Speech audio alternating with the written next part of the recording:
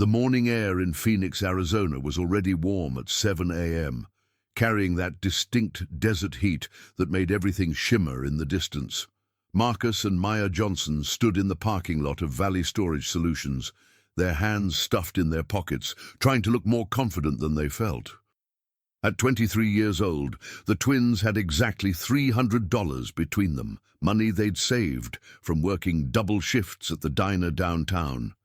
The storage facility stretched before them like a maze of orange metal doors, each one hiding someone's forgotten life. Marcus wiped sweat from his forehead, his dark eyes scanning the crowd of about 15 people gathered for the auction. These were the regulars, he could tell.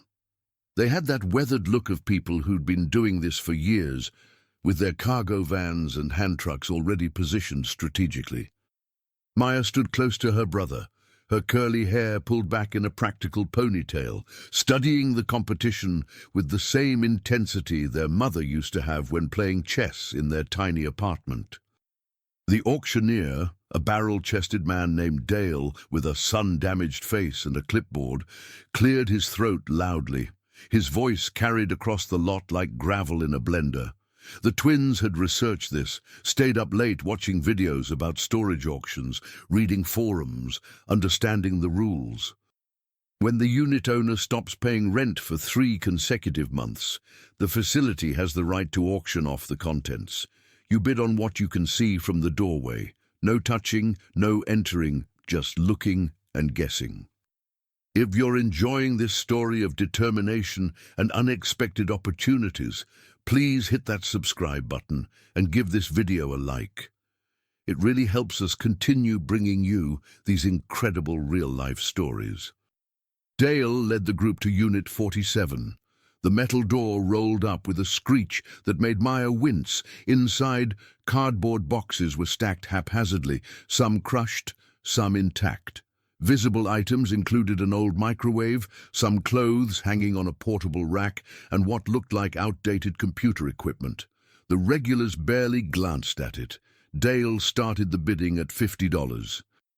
A heavy-set woman in the back offered $75. Dale counted down, and she won it. The whole thing took 90 seconds. Unit 62 was next. This one had furniture, a dresser with drawers hanging open, a mattress leaning against the wall, visible water damage on several boxes. The smell of mildew wafted out even from 20 feet away. Nobody bid. Dale moved on. Then came Unit 119. When Dale rolled up that door, something felt different. The unit was packed but organized. Marcus noticed it immediately. Whoever stored these items had cared about them. Heavy-duty plastic storage containers, not cardboard boxes. Furniture wrapped in moving blankets. The visible items included what looked like professional camera equipment on a shelf, several framed artworks facing the wall, a vintage leather suitcase, and multiple plastic bins labeled in neat handwriting. Maya grabbed Marcus's arm. Their $300 suddenly felt very small. Dale started the bidding at $100. A man in a cowboy hat immediately said $150. A woman with bleached blonde hair jumped to $200. Marcus felt Maya's grip tighten. This was it, their one shot. They'd spent weeks planning this, weeks working extra hours, weeks dreaming about changing their situation. $250, called out the cowboy hat. $300, Marcus heard himself say, his voice steadier than he felt.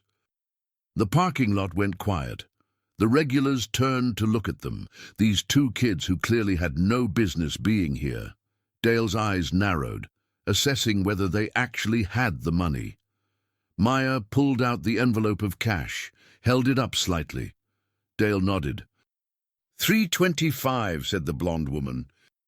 Marcus felt his stomach drop. That was it then. They were out. Maya's hand found his and squeezed. They'd tried. That's what mattered, right? They'd actually tried.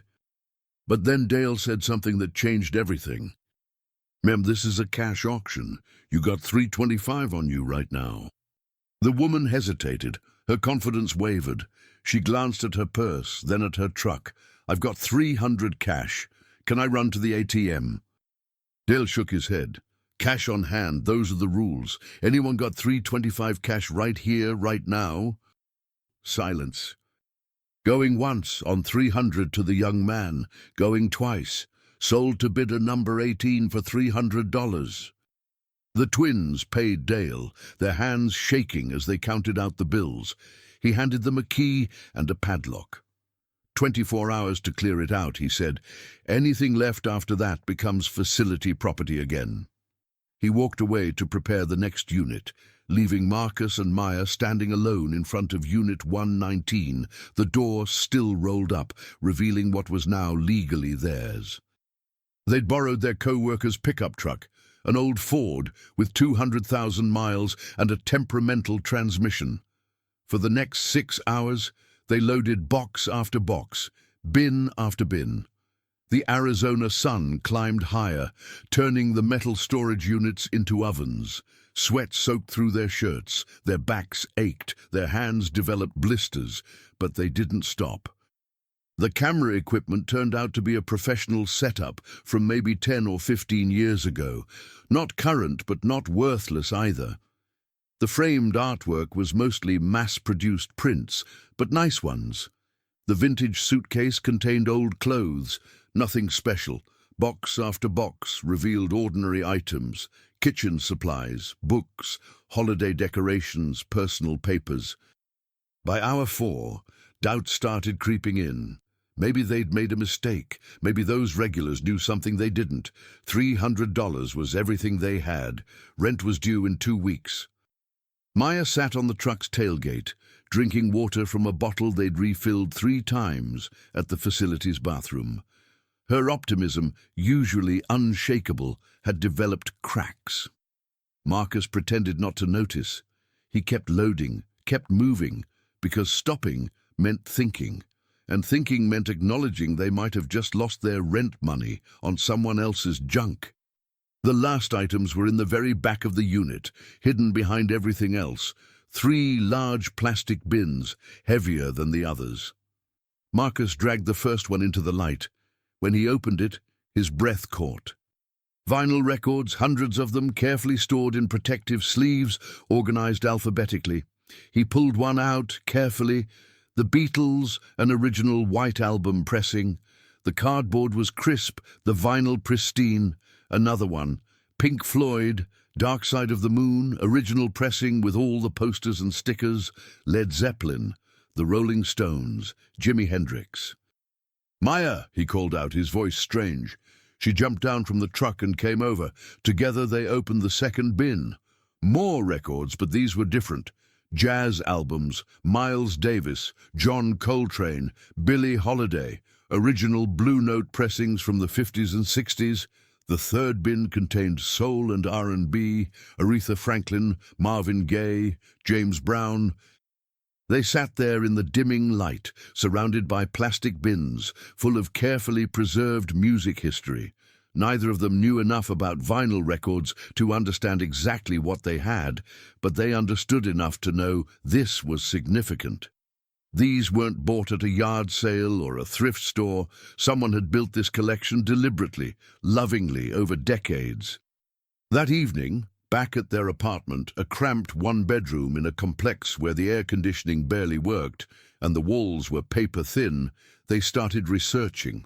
Their laptop, a hand-me-down from their cousin, loaded slowly as they searched for information about record values and collectors' markets.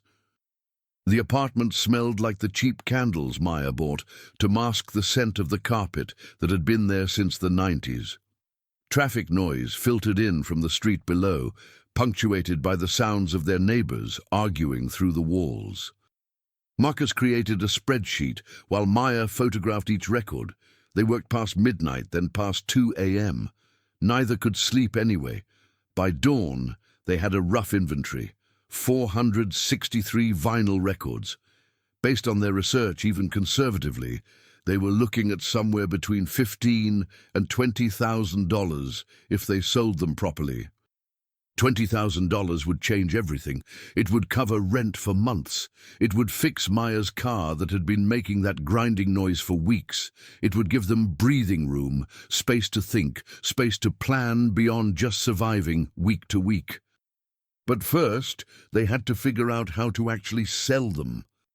Marcus spent his lunch breaks at the diner researching record stores and collectors. Phoenix had a decent vinyl scene. Shops in downtown, collectors' groups on social media, even a monthly record fair at the community center. He started making calls during his breaks, asking questions, learning the market. The first record store owner, a guy named Pete with horn-rimmed glasses and a Sonic Youth t-shirt, looked through their photos and immediately wanted to buy the whole collection. He offered $5,000, cash right now. Marcus felt a surge of excitement until Pete casually mentioned that he'd probably flip them for 3 times that. Marcus said he'd think about it. The second shop, a place called Vinyl Frontier, run by a woman named Carmen, who'd been collecting for 30 years, was more honest. She sat them down in her back office, a cramped space covered in concert posters and surrounded by filing cabinets full of records, and walked them through values. The Beatles' White Album, depending on pressing details, anywhere from $200 to $800. The Blue Note Jazz pressings, those were the real treasure. First pressings with the original labels could go for $1,000 or more each.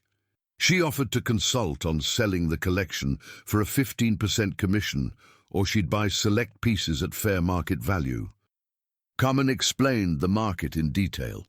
Original pressings versus reissues, the importance of condition, how to identify rare pressings by matrix numbers etched in the run-out groove, the difference between a record worth $50 and one worth $500.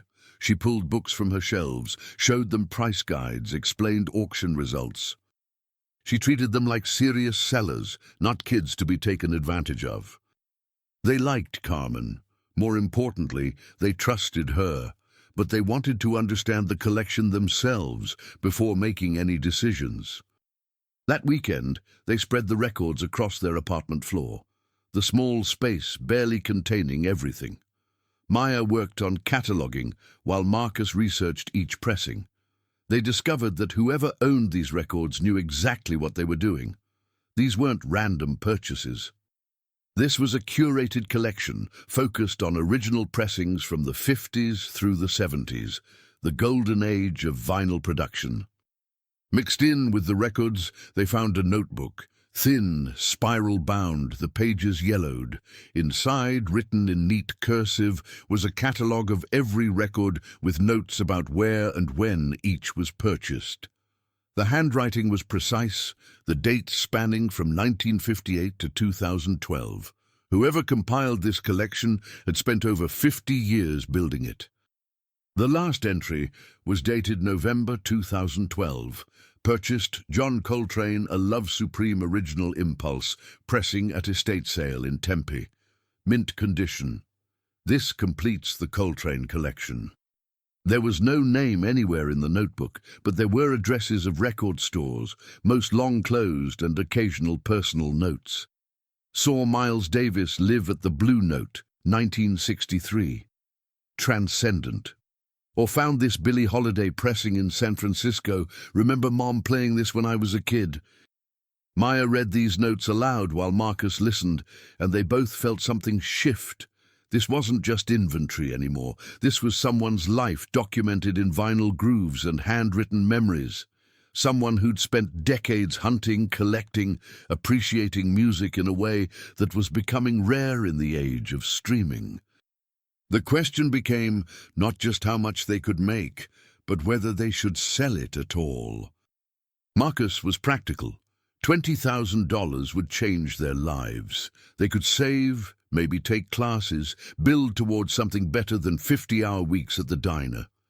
This was an opportunity that people like them rarely got. Maya was conflicted. She kept reading the notebook, kept thinking about the person who wrote those notes, who carefully preserved each record, who built this collection album by album over 5 decades. What happened to them? Why did this end up in a storage unit? Why did no one come for it? They decided to find out. The storage facility had records, but privacy laws meant they couldn't access them. Dale, the auctioneer, was sympathetic but unhelpful. All I got is a unit number and the last name on the rental agreement. Richards. The rent stopped getting paid. Certified letters went unanswered. And here we are. Richards wasn't much to go on, but it was something. Marcus started searching online, combining Richards with some of the addresses from the notebook. Maya posted in local Facebook groups, asking if anyone remembered a serious record collector named Richards from the Phoenix area. The breakthrough came from an unexpected source.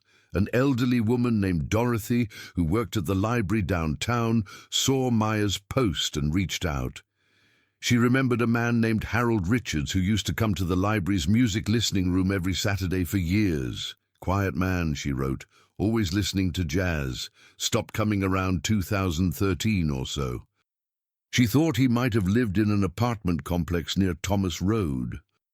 With that lead, they found Harold Richards' obituary from March 2013, 78 years old, retired high school music teacher, survived by no immediate family, services held at a local funeral home. The obituary mentioned his love of music and his extensive record collection, noted that he'd taught music in the Phoenix area for 40 years, inspiring thousands of students. No family? That explained why the collection ended up abandoned in storage. The obituary listed the funeral home, and Maya called them. After explaining the situation, she was transferred to the director who handled Harold's arrangements. The director remembered the case. Harold had prepaid everything years in advance. There was a nephew in California who was supposed to handle the estate, but after the funeral he disappeared. Never returned calls. The storage unit bills were set up on auto pay from Harold's account, but that ran out after about 9 months. Dead end. The nephew was unreachable, and legally the collection was theirs. They'd bought it fair and square at auction, but somehow knowing Harold's story made selling it feel different. Maya had an idea. What if they didn't sell the collection? What if they honored it instead? Marcus thought she'd lost her mind. They were barely making rent. They couldn't afford to keep thousands of dollars worth of records as a memorial to someone they never met. But Maya was insistent. Not keeping the physical records necessarily, but doing something that would matter, something Harold would have wanted. They went back to Carmen at Vinyl Frontier. They explained what they'd learned about Harold Richards and asked a different question. What would a music teacher who spent his life building this collection want done with it? Carmen thought for a long moment, her fingers drumming on her desk. She'd been in the music business her whole life, knew hundreds of collectors, understood the passion that drove someone to build a collection like this. If it was me, she finally said, I'd want it to keep making music, keep inspiring people, not just sit in someone's collection or get flipped for profit. That conversation sparked an idea that kept them up talking for 3 nights straight, planning, calculating, arguing about logistics and feasibility. It was ambitious, maybe impossible, but it felt right in a way that simply selling the records never had. They reached out to Harold's old school, Desert Vista High School, and requested a meeting with the principal. The current principal, Ms. Ramirez, hadn't been there during Harold's tenure, but she knew of him. Several longtime teachers remembered Mr. Richards fondly. The music department was struggling, she admitted. Budget cuts had decimated their program. They had instruments, but no money for maintenance, technology, or supplies. Marcus and Maya proposed a plan. They would donate 50 of the most valuable records to be sold, with proceeds going directly to the music department. They would keep 50 records to sell themselves, which would give them the financial cushion they desperately needed. The remaining records, the bulk of the collection, would be donated to the school's music library, preserved and available for students to listen to and learn from. Ms. Ramirez was skeptical at first. She needed to verify everything, check with the school district's legal department, make sure this wasn't some complicated scam. But after weeks of paperwork and phone calls and meetings, it was approved. The sale of the donated records brought in $12,000 for the music department. The school bought new instruments, paid for repairs, funded a student jazz ensemble, and established the Harold Richards Memorial Music Scholarship. The first recipient was a senior named Isaiah who played saxophone and wanted to study music education. Marcus and Maya sold their 50 records through Carmen, who connected them with collectors and handled the transactions. After Carmen's commission, they cleared $8,000. Not the $20,000 they might have made selling everything, but enough. Enough for rent, enough to fix Maya's car, enough to give them space to breathe and plan. The remaining records were catalogued and placed in the school's new listening library, housed in a renovated storage room off the music department. Students could check them out, listen in the school's audio room, learn about music history through Harold's carefully curated collection. A plaque on the door read, "The Harold Richards Memorial Collection."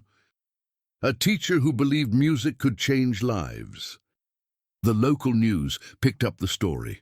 Phoenix television station did a segment on the twins who bought a storage unit and chose generosity over profit. The segment showed Marcus and Maya at the school, talking with students, showing them the collection. It showed Isaiah, the scholarship recipient, playing saxophone in the newly funded jazz ensemble. It showed longtime teachers who remembered Harold Richards, smiling through tears as they described a kind man who stayed late to help struggling students, who played records during lunch for anyone who wanted to listen. The attention was unexpected and overwhelming. The twins did a few interviews, always emphasizing that they weren't heroes, they'd just tried to do something that felt right. Their co-workers at the diner teased them about being famous. Their landlord, who'd been threatening eviction before the record sale, suddenly became friendly. More importantly, doors started opening. Carmen offered Maya a part-time job at Vinyl Frontier, teaching her the record business from the inside. The publicity led to Marcus getting an interview at a music venue downtown that needed someone for their booking office. The pay was better than the diner, with room to grow. 6 months after the auction, they attended the first Harold Richards Memorial Scholarship ceremony. Isaiah performed a saxophone piece, then gave a short speech about how music had saved him during a difficult time in his life, how Mr. Richards' legacy was continuing to inspire students he never met. Maya cried. Marcus tried not to, but failed. After the ceremony, an elderly man approached them. He introduced himself as William Chen, one of Harold's former students from the 1970s. He'd heard about what they'd done and wanted to thank them. "Mr. Richards changed my life," he said. "I was a kid from a rough neighborhood, didn't think I had a future. He taught me trumpet, stayed after school with me every day for 2 years, helped me get a scholarship to Arizona State. I'm a music therapist now, work with kids in hospitals. None of that happens without Mr. Richards." William showed them a photo on his phone. A young Harold Richards, maybe 30 years old, standing with a high school jazz band in the 1970s. His face was animated, clearly laughing at something, surrounded by teenagers holding various instruments. "That was taken the day we won the state competition," William said. "Best day of my life up to that point." He believed in us when nobody else did. More former students came forward after the news coverage. People who'd moved away, but still remembered their music teacher who listened to them, encouraged them, saw potential they didn't see in themselves. They shared stories at a memorial gathering the school organized. A woman who became a professional violinist, a man who used music therapy to cope with PTSD after military service. A teacher who was inspired by Harold's patience and kindness to enter education herself. Each story reinforced what Marcus and Maya had sensed when they first read Harold's notebook. This wasn't just about records, it was about a life dedicated to helping others find their voice through music. The collection was physical evidence of that passion, carefully built over 50 years. Each album representing not just musical history, but a teaching tool, a way to show students the evolution of jazz or the power of rhythm and blues. The twins learned that Harold had never married, had no children of his own. His students were his legacy. The music was his language. And somehow, through a series of coincidences and a $300 gamble, his legacy had found its way to two young people who chose to honor it rather than simply profit from it.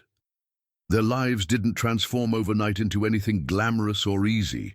Marcus still worked long hours, now at the venue instead of the diner, learning the music business from the ground up. Maya balanced her job at Vinyl Frontier with online classes, studying business administration with a focus on arts management. The $8,000 from the record sale gave them stability, not wealth.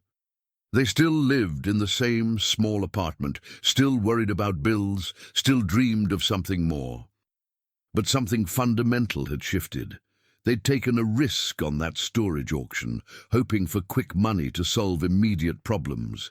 Instead, they'd found something more valuable, a sense of purpose, a connection to a community, and the understanding that sometimes the most profitable choice isn't the right one. A year after the auction, Desert Vista High School's jazz ensemble won a regional competition, their first significant achievement in over a decade. The new instruments and renewed funding had revitalized the program. Isaiah, the scholarship recipient, was heading to the University of Arizona to study music education, explicitly stating he wanted to be like Mr. Richards, to give other kids the opportunities he'd received. Marcus and Maya attended the competition, cheering from the audience as the ensemble performed. During the performance, Maya leaned over to her brother and whispered something that captured everything they'd learned. "We bought a storage unit for $300, but what we found wasn't in those bins. It was in figuring out what mattered more than money."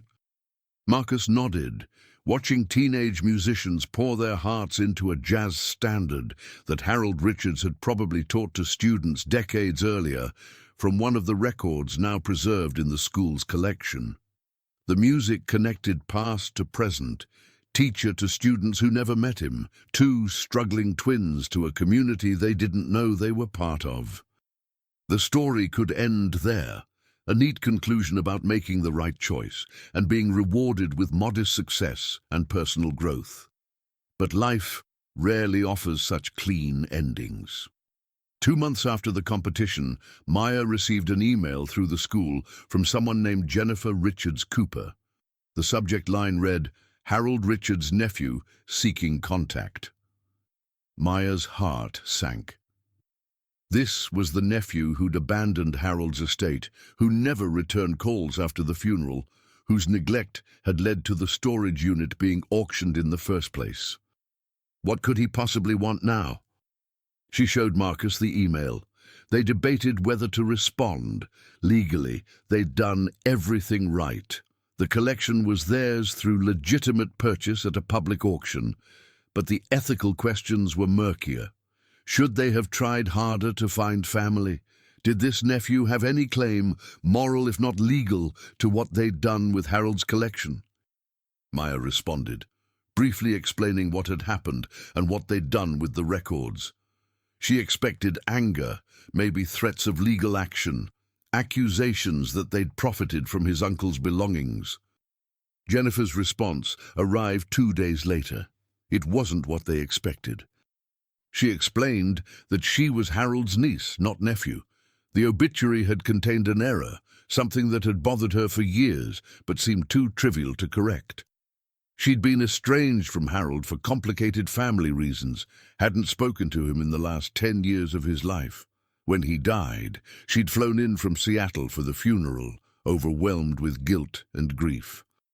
She'd meant to handle his estate properly, but she was going through a difficult divorce, dealing with her own financial struggles, and simply couldn't face sorting through her uncle's life. She'd avoided calls, ignored paperwork, essentially run away from the responsibility. She'd always felt terrible about it, she wrote, especially knowing about the record collection.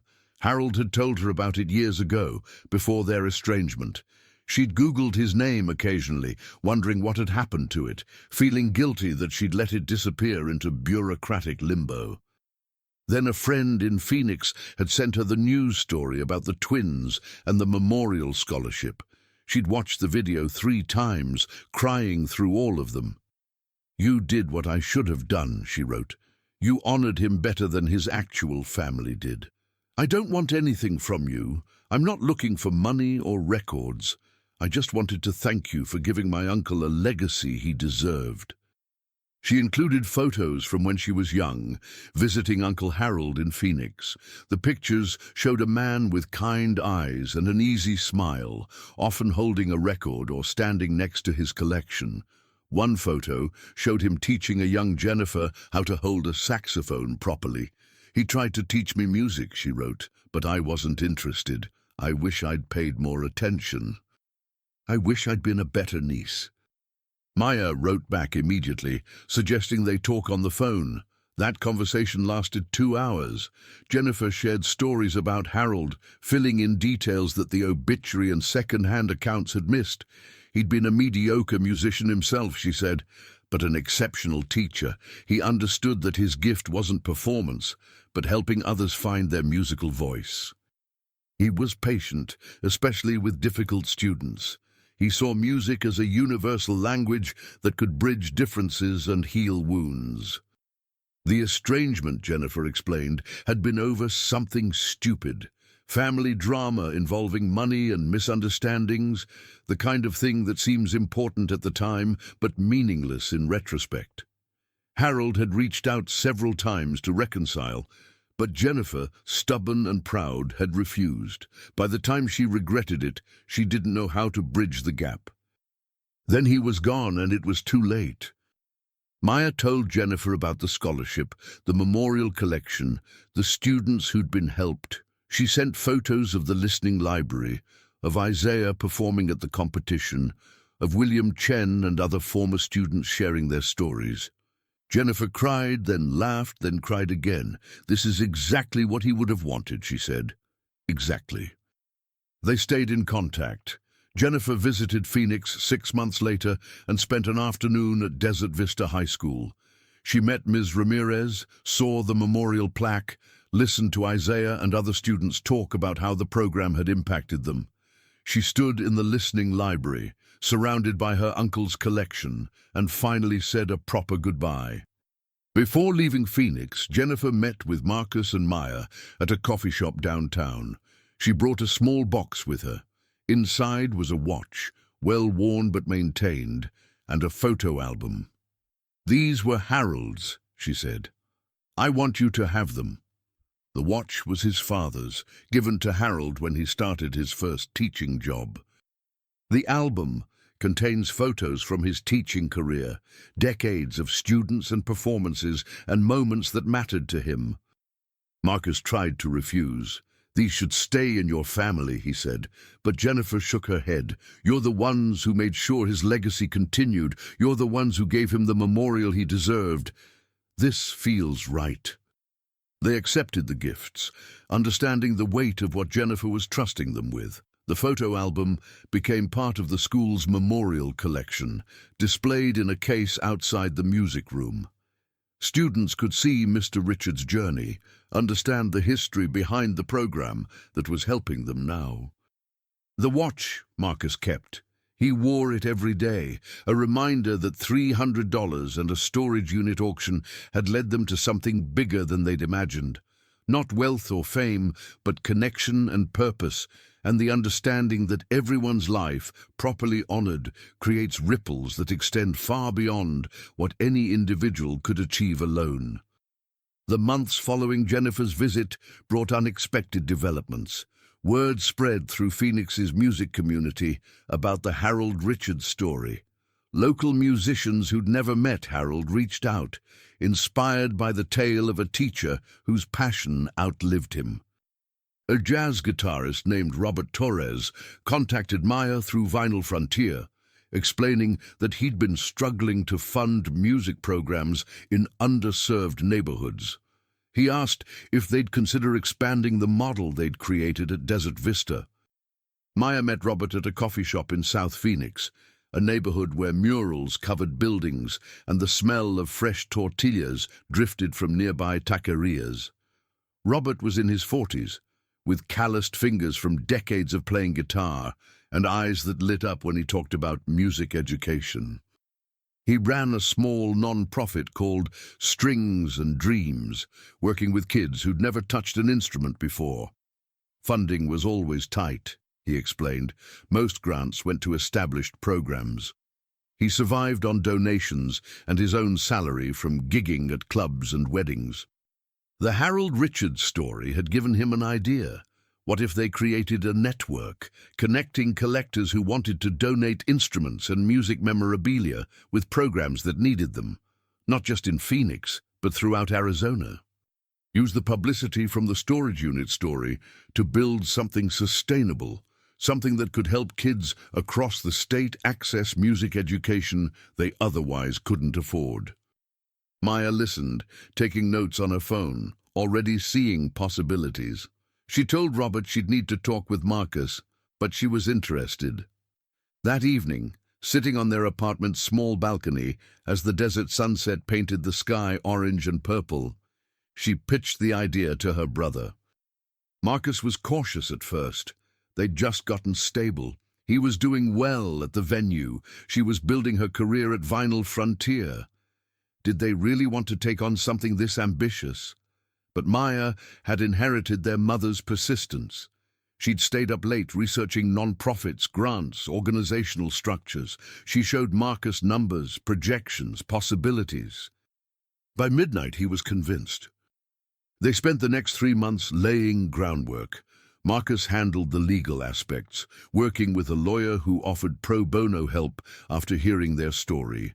Maya managed outreach, connecting with music teachers, collectors, and potential donors across Arizona. Robert brought his network of musicians and community organizers.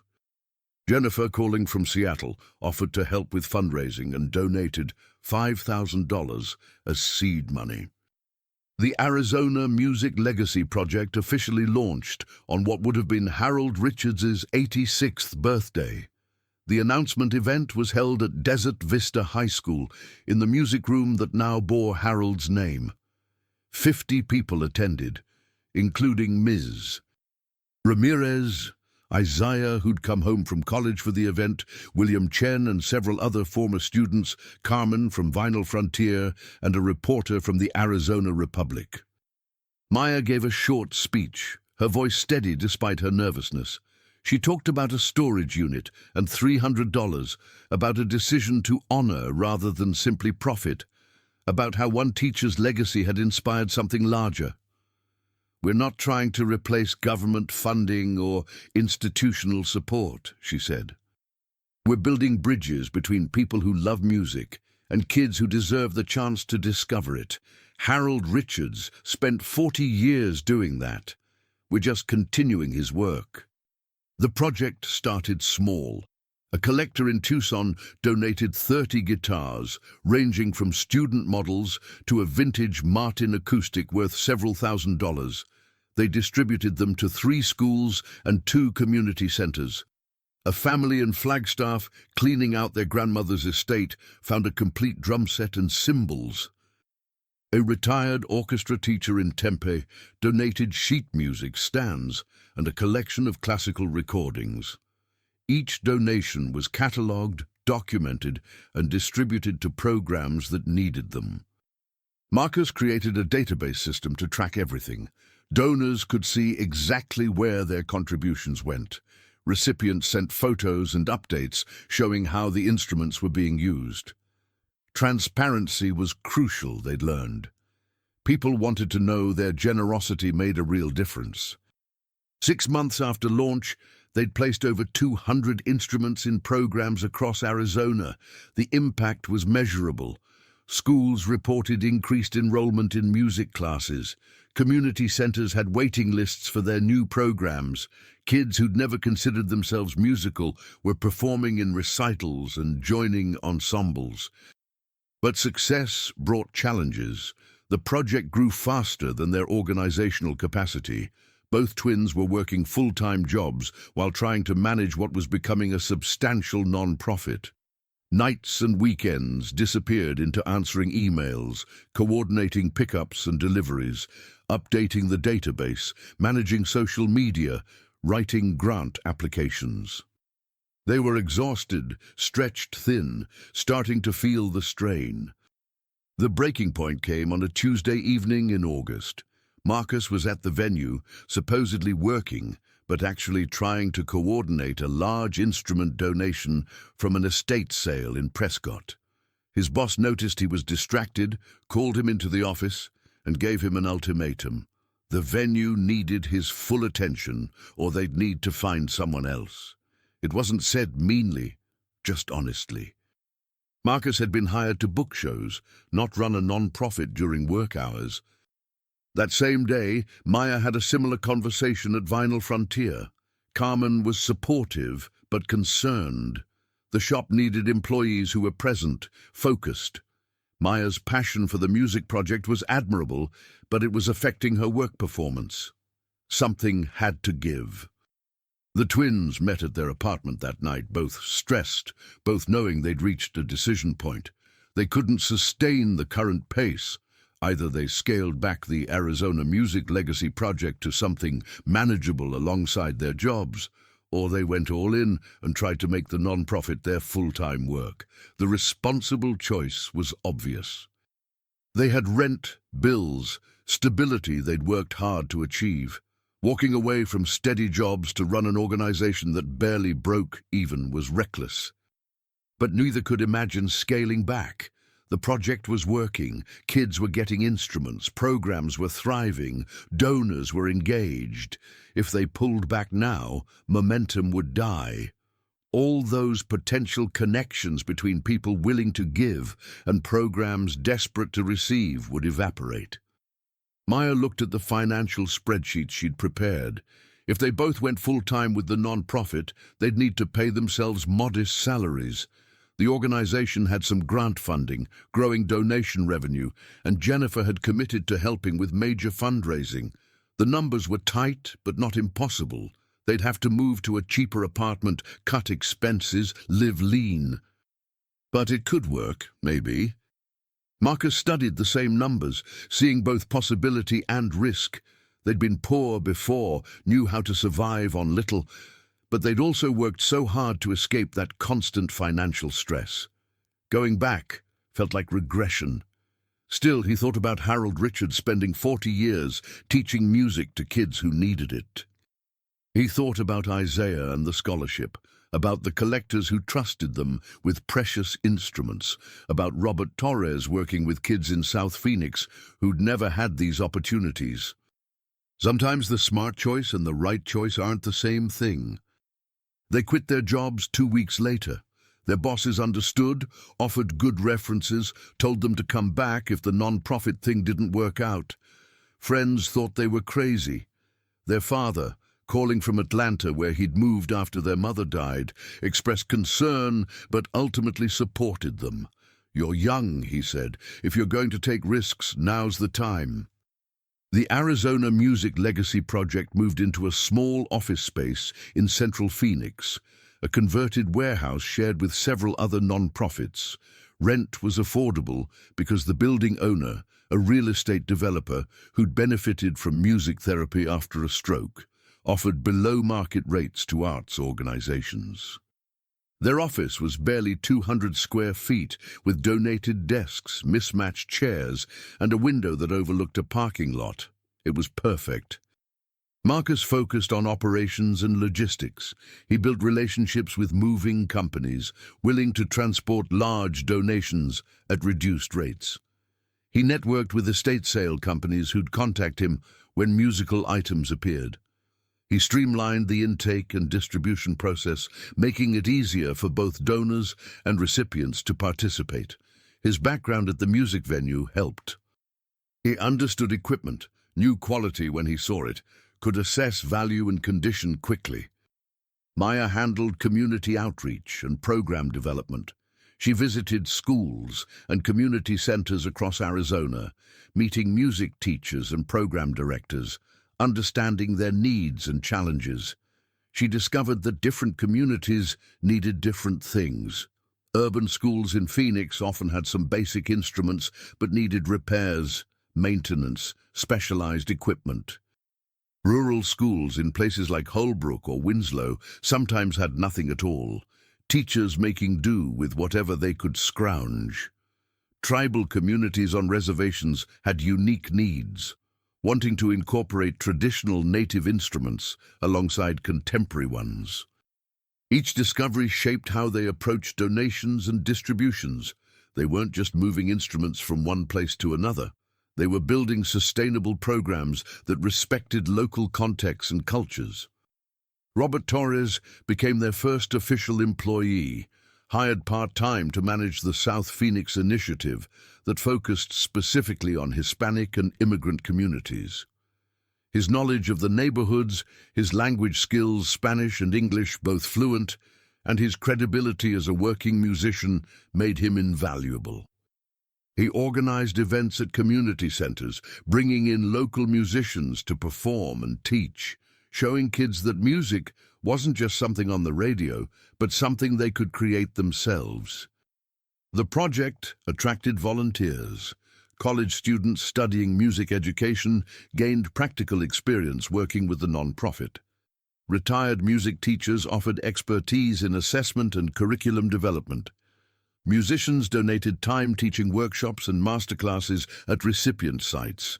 A web developer built them a better website for free after reading about their work. An accountant offered pro bono bookkeeping services. Each volunteer brought skills and perspectives that strengthened the organization. The twins learned to delegate, to trust others with responsibilities they'd initially tried to handle themselves. It was difficult at first. This was their project, born from that storage unit discovery, shaped by their decisions. Letting go of control felt risky. But organizations only grow when founders learn to build teams. 1 year after going full-time with the nonprofit, they'd placed over 800 instruments in 97 different programs across Arizona. The numbers told a story of impact, but the real measure came in individual lives changed. Like Maria Gonzalez, a 15-year-old in Yuma, who received a donated violin and practiced 4 hours daily, eventually earning a scholarship to a prestigious summer music camp in California. Her mother, a farm worker, cried when Maria performed at a local recital, the first time anyone in their family had played an instrument. Or James Harrison, a 12-year-old on the Navajo Nation who'd been struggling in school until his teacher started a guitar program using instruments from the project. Music gave him focus, confidence. His grades improved. He started talking about college, a possibility that had seemed impossibly distant before. Or the entire music program at a struggling middle school in Globe, Arizona, that had been scheduled for elimination due to budget cuts. A major donation through the project provided enough instruments and equipment that the school board reversed the decision. 43 kids kept access to music education that would have otherwise disappeared. These stories fueled the twins through difficult moments, when funding was uncertain, when logistics became overwhelming, when they questioned whether they'd made the right choice leaving stable jobs. Each thank you note from a teacher, each photo of a student with their first instrument, each update about a program thriving because of their work, reminded them why they'd taken this risk. The media attention continued. Local news stations did follow up stories. The Arizona Republic published a feature article about the project's first-year impact. National Public Radio's Phoenix affiliate interviewed Marcus and Maya for a segment about innovative approaches to arts education funding. Each story brought new donors, new volunteers, new schools and programs wanting to participate. But growth created new challenges. They were operating in a regulatory environment they barely understood. Non-profit law, tax implications, insurance requirements, liability concerns all demanded attention. They hired a part-time executive director, a woman named Patricia Williams, who'd spent 30 years running arts non-profits across the Southwest.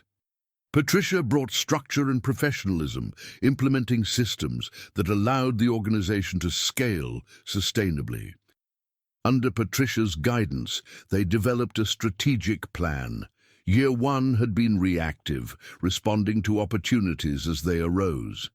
Year two would be more intentional, targeting specific geographic areas and demographic groups, building partnerships with other organizations, creating evaluation metrics to demonstrate impact to potential funders.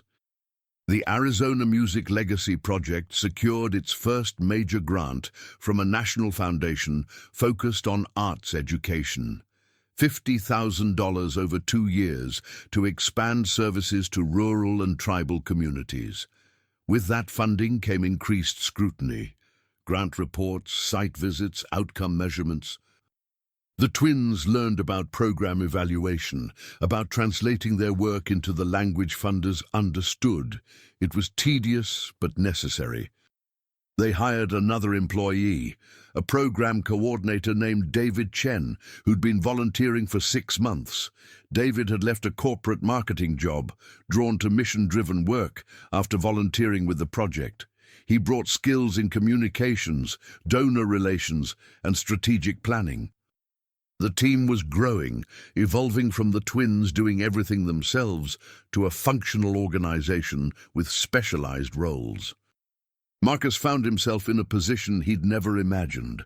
At 25, he was co-executive director of a non-profit with an annual budget approaching $200,000, employees to manage, a board of directors to report to.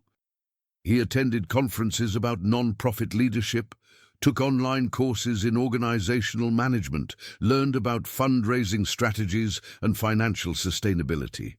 Some days it felt impossibly far from that morning at the storage auction, standing with $300 and a desperate hope. Maya discovered she had talent for public speaking and storytelling. She represented the organization at community events, donor cultivation meetings, panel discussions about innovative approaches to arts education. She learned to translate their mission into narratives that resonated with different audiences. For donors, she emphasized impact and return on investment. For educators, she spoke about pedagogical approaches and student outcomes. For community members, she shared stories of local kids whose lives were changing through music. The work was demanding, sometimes overwhelming. There were months when cash flow was tight, when they wondered if they'd made a terrible mistake. There were donor meetings that went nowhere, grant applications that got rejected, programs that didn't work out despite best intentions. Running a non-profit meant constant fundraising, endless relationship building, perpetual justification of the organization's value and impact. But there were also moments of profound meaning, like the day they distributed instruments to a new program on the Salt River Pima Maricopa Indian community, watching students' faces light up as they held guitars and drums for the first time. Or the phone call from a teacher in Flagstaff who'd been using donated equipment for a year, reporting that 3 students had decided to pursue music education degrees in college, directly inspired by the program. Or the donor who'd initially given 1 guitar deciding to fund an entire scholarship program for low-income students to attend summer music camps. These moments made everything worthwhile. The financial stress, the long hours, the sacrifice of easier paths, all of it balanced against the knowledge that their work mattered, that kids across Arizona had opportunities they wouldn't have had otherwise, that Harold Richards' legacy extended far beyond what any single person could have achieved alone. 3 years after buying Unit 119, the twins stood in the main hall of the Phoenix Convention Center. The Arizona Music Educators Association had invited them to speak at their annual conference. 500 teachers from across the state filled the room, along with administrators, policymakers, and representatives from other arts nonprofits. Maya adjusted the microphone while Marcus advanced the presentation slides, images of students with instruments, program statistics, impact metrics. This was legitimacy, recognition from the professional community that what they'd built mattered, that their model worked, that the storage unit story had evolved into something sustainable and replicable. Maya told the story one more time, never tired of sharing it. The auction, the records, the decision to honor rather than exploit. The teachers listened, some taking notes, others nodding in recognition of challenges they faced daily. After the presentation, teachers lined up to talk with them. A woman from Sierra Vista wanted to know how to start a donation program in her district. A man from Page asked about securing instruments for his reservation school. A teacher from Scottsdale, working at a wealthy school, wanted to contribute instruments her program no longer needed to schools that lacked resources. Each conversation was an opportunity, another connection made, another piece of the network strengthening. That evening, at a reception following the conference, Marcus found himself talking with the state's superintendent of education. The conversation started casually but became substantive. The superintendent was interested in the Arizona Music Legacy Project model, wondered if it could be scaled statewide with government support. Marcus was careful not to oversell, but he explained how the project worked, the outcomes they'd achieved, the potential for expansion with proper funding. No promises were made, but Marcus left with the superintendent's card and an invitation to submit a proposal for state funding consideration. Walking back to their hotel, he and Maya were buzzing with possibility. State funding could transform the project, allow them to reach every corner of Arizona, build infrastructure for sustainable long-term impact. But it also meant new complications. Government funding came with restrictions, reporting requirements, political considerations. They'd need to expand their board, strengthen their organizational capacity, develop evaluation systems that met state standards. Patricia, their executive director, would be crucial in navigating this process. She'd worked with state agencies before, understood the bureaucracy. The proposal took 3 months to develop. They worked with consultants, incorporated feedback from multiple stakeholders, built financial projections and program models. When they finally submitted it, the document was 70 pages long, detailing every aspect of operations, outcomes, and expansion plans. While waiting for the state's decision, life continued. The project kept growing organically. A partnership with a major music retailer brought new instruments at wholesale prices.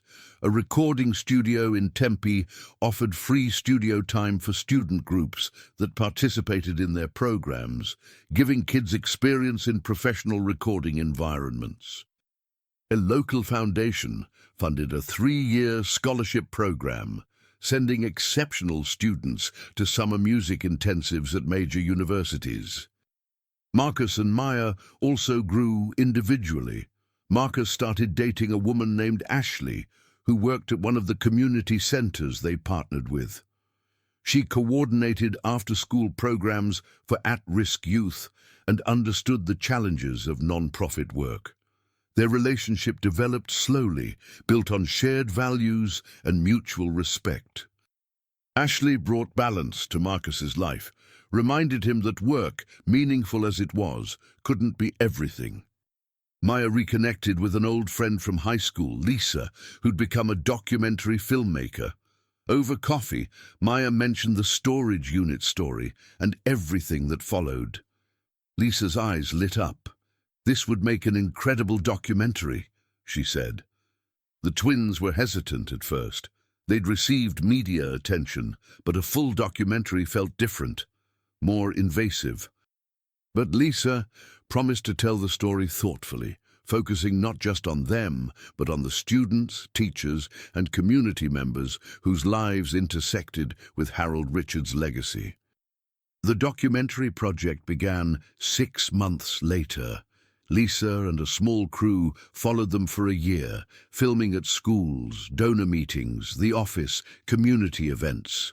They interviewed students who'd received instruments, teachers whose programs had been transformed, donors who'd contributed to the project. They traveled to Prescott to meet elderly former students of Harold Richards, capturing their memories and testimonies. The most emotional filming happened at Desert Vista High School. Lisa wanted to film in the Harold Richards Memorial Listening Library, capture students interacting with the vinyl collection. Isaiah, now a first-year teacher at a middle school in Tempe, came back to participate. He brought several of his students, kids who reminded him of himself at that age. Lisa filmed Isaiah explaining to his students about Mr. Richards, about the twins who'd honored his legacy, about how music could change everything if you let it. One of Isaiah's students, a quiet girl named Amber, who'd struggled with anxiety, spoke on camera about how learning saxophone had given her confidence. "When I play," she said, "I'm not worried about anything else. I'm just in the music. It's the only time I feel completely calm." Isaiah nodded, understanding. "That's what Mr. Richards understood," he told her. "Music isn't just about making sounds. It's about finding yourself."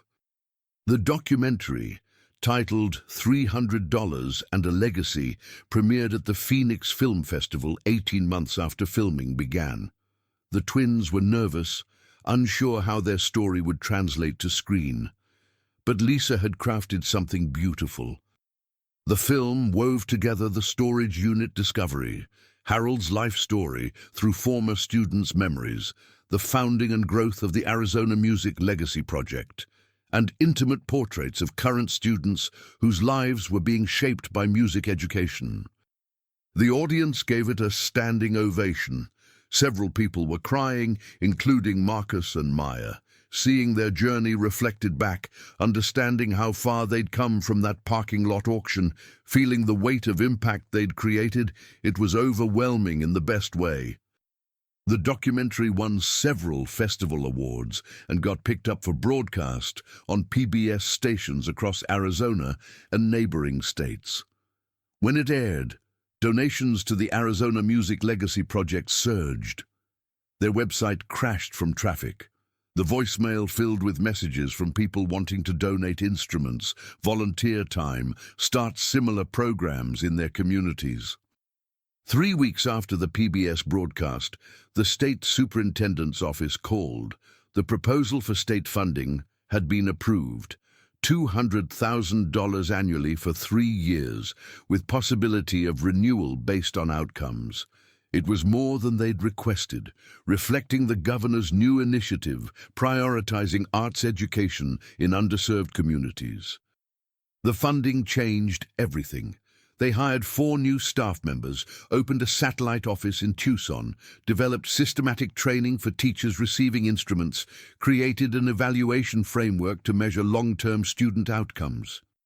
The organization that had started in a 200-square-foot office now occupied an entire floor of their building, with dedicated space for instrument storage, repair, and distribution.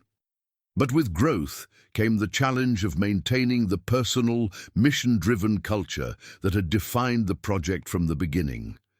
They weren't just 2 twins working out of passion anymore. They were running a professional organization with employees, budgets, stakeholder expectations. Patricia, the executive director, helped them navigate this transition. She'd seen other non-profits lose their soul as they scaled. The key, she advised, was keeping the mission central, never letting administrative requirements overshadow the actual work of getting instruments to kids who needed them. Marcus and Maya instituted a practice they called Remembering Harold. Once a month, the entire staff would visit one of their program sites, not for formal evaluation or monitoring, but simply to connect with students and teachers, to be reminded why they did this work. They'd watch a beginning band rehearsal at a middle school in Phoenix, attend a guitar recital at a community center in Tucson, observe a music theory class on the Navajo Nation. These visits kept everyone grounded, connected to impact rather than just metrics. 5 years after the storage unit auction, the Arizona Music Legacy Project had distributed over 3,000 instruments to 200 programs across the state. They'd helped establish sustainable music programs in communities where none had existed. Students from their programs had earned music scholarships to colleges across the country. Teachers reported that schools with thriving music programs saw improvements in overall academic performance, attendance, and student engagement. The numbers were impressive, but the stories mattered more. The kid in Douglas who discovered he had perfect pitch and was now studying classical composition. The girl in Show Low who formed a band with friends from the program, and they were playing local venues, writing their own songs. The boy in Phoenix who'd been heading toward gang involvement until a trumpet and a patient teacher gave him a different path. Each story was a life redirected, potential unlocked, future reimagined, and each connected back to Harold Richards, a teacher who'd spent 40 years showing students that music mattered, who'd built a collection that became a catalyst for something he never could have imagined. The twins sometimes wondered what would have happened if they'd simply sold the entire collection to that first dealer for $5,000. They'd have made quick money, solved their immediate problems, and moved on with their lives.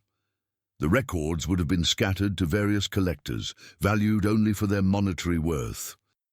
Harold Richards would have remained a name on an abandoned storage unit, his decades of teaching and collecting reduced to a transaction.